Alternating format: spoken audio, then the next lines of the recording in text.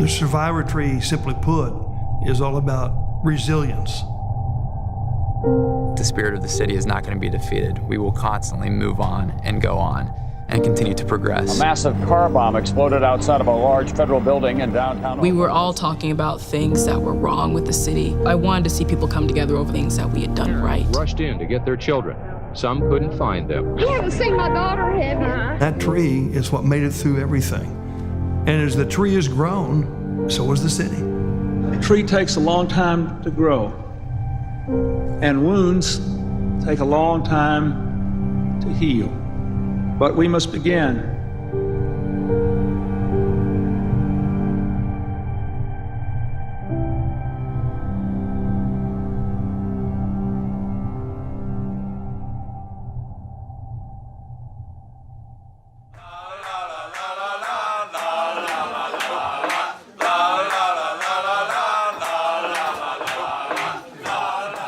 In 1990, I was in town here, went to a local restaurant, and I asked them to turn on the World Cup game the U.S. was playing Czechoslovakia. I got all sorts of funny looks, I got shouted down. You could literally say, nobody watched soccer.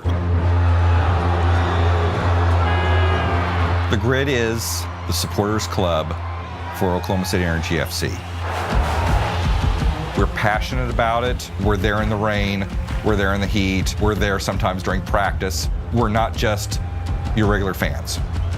And we're not just louder.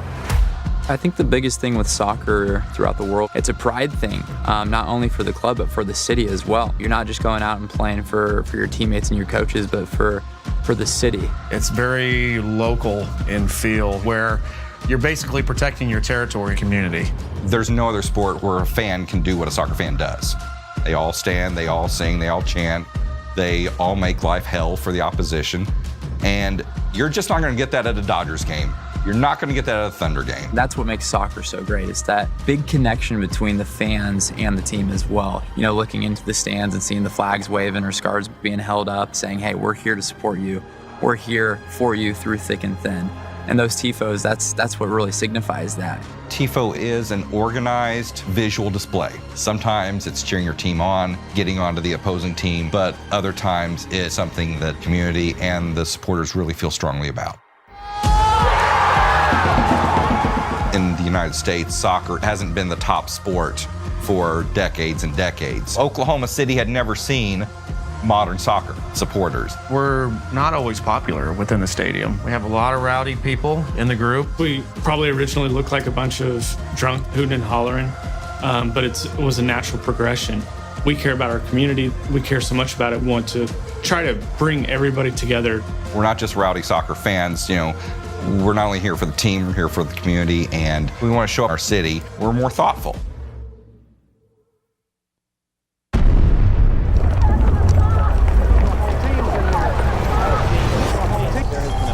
Explosion at a federal building in Oklahoma City, Oklahoma. It happened just a short time ago. A lot of confusion going on right now. There's the Alfred Murray Federal Building behind me, and you can see just how badly damaged it is.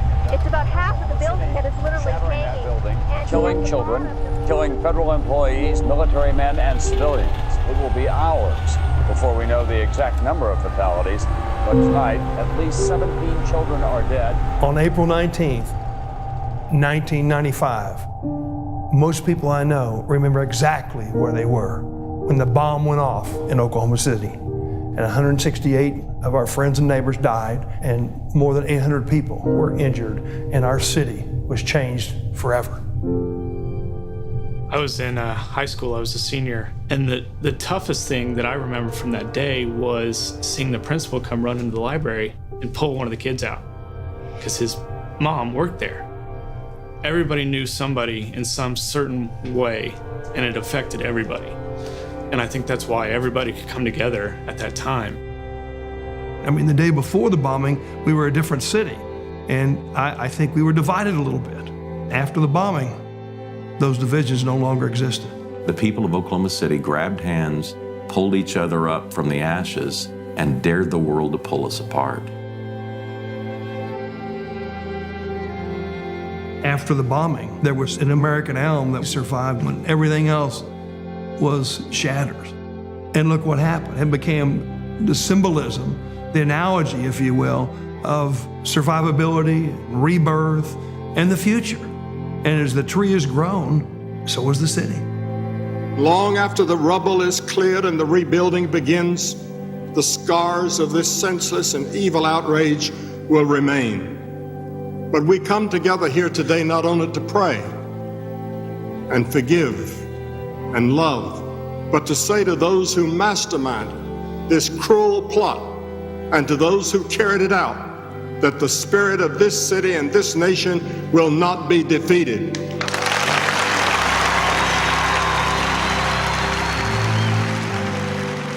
There's been more unity in Oklahoma City since the bombing than I guess any city out there. I don't think any city has come as far as fast as Oklahoma City has come. Now, the key question to me is, where do we go from here? Because, it's been 20 years plus since the bombing. Half the people that live in Oklahoma City today or more weren't here in 1995. And so if that bombing experience really is critical to the psyche of present-day Oklahoma City, it's going to have to be communicated to those who move here and to those young people who grow up here. We just got to keep it going.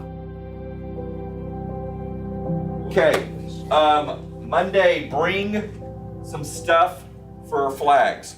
You're going to rework on the flag project Monday morning. And one of the things I kind of impart on my students is that this is where you are, this is your city, this is your history, this is why we are where we are, and know this is what you should take to where you're going. Every year they design an Oklahoma City flag. One of my students, Shay Hale, came with the idea of a survivor tree with 2 bands of color. Everybody knows what the tree symbolizes and where it's from and what it's been through, what we've been through, so it brings the whole community together. I looked at that and I said, that's one of the better designs I've ever seen.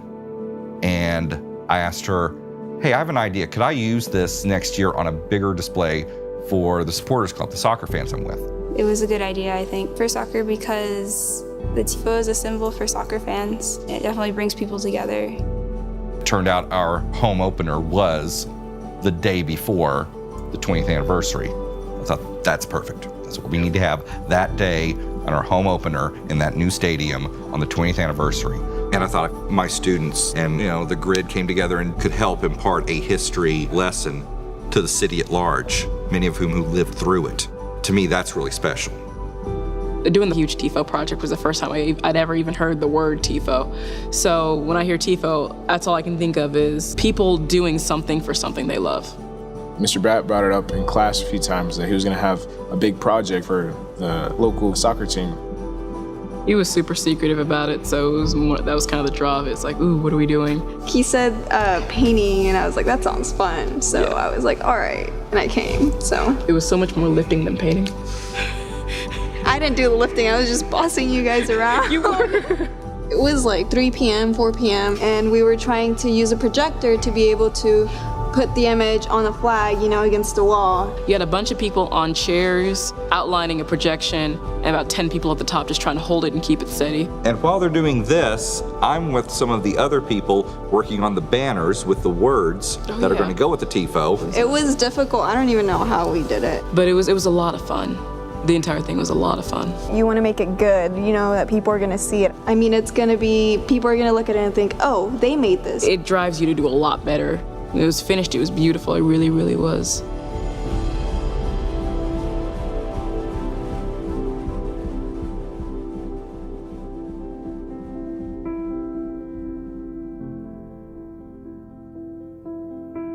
I was a nervous wreck the entire time for 2.5 solid months going into it. We dedicated days, hours of work to putting this together for what was, in essence, like 3-4 minutes. But that's all it takes. That's all it takes.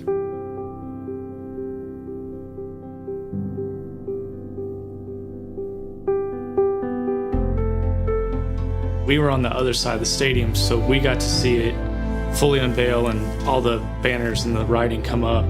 And I distinctly remember I heard a little kid say, "What is that?" And her dad goes, "That's the survivor tree." That the spirit of this city and this nation will not be defeated. I looked over to the stands when we walked out of the locker room right before kickoff. That's where I saw the Tifo. And that's when we kind of looked around at each other and we said, hey, this isn't just for our team right now. Yes, we want to go out there and play well, but this is for this whole city. Look how much support we have right now and look how much this means to them.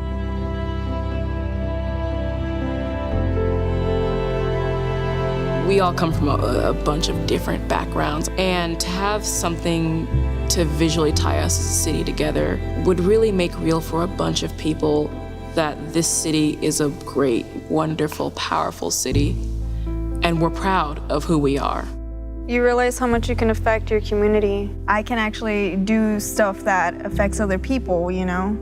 Like, you realize that what you do matters.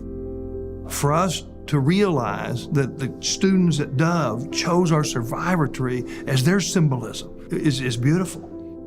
They've grown up in a city where that tree, to them, it means more than just that day. It means everything that's come after that. It sums up our city in one. The idea that you have this group of young people who have gravitated toward the survivor tree and taken a soccer game to try and show the world that they're proud of what Oklahoma City has accomplished means a lot to me. Soccer is a unifying vehicle for us. You have people of all economic strata, from all geographic places, people that were born all over the world, all coming together and cheering for one common goal. I've often said that the 168 people that died, that their legacy is our lives. And here we have these students who weren't even born when it happens, and that survivor tree symbolizes for us, strength and peace, all the good things that came out of our tragedy. The legacy lives. Man, it doesn't get any better.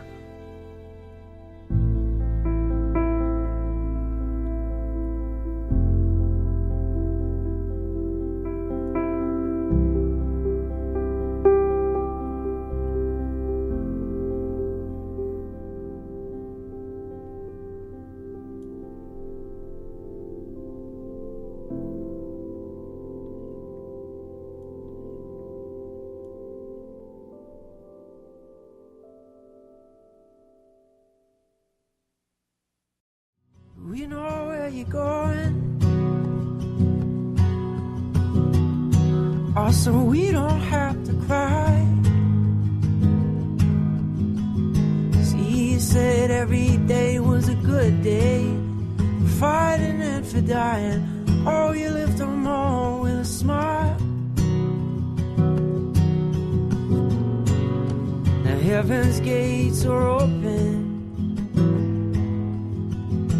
Oh, let the angels guide you.